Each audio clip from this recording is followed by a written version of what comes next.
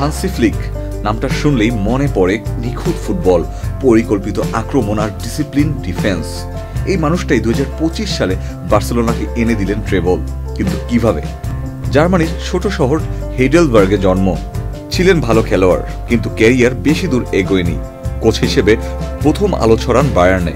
2019-20 মৌসুমে মাত্র কয়েক মাসেই দলকে জিতিয়ে ফেলেন 6টি ট্রফি।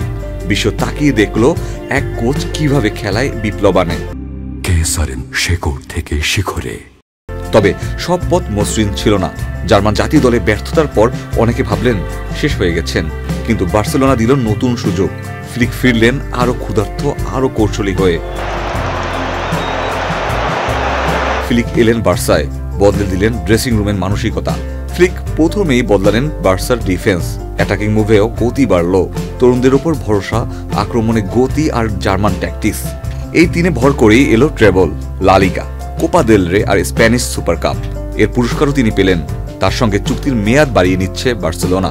হান্সি ফ্লিক প্রমাণ করলেন একটা ব্যর্থতা মানেই শেষ নয়। ঠিক মানুষটা যদি থাকেন সঠিক জায়গায়, ইতিহাস আবার তৈরি করা যায়। ইকতে ফেরদৌস, চ্যানেল আই।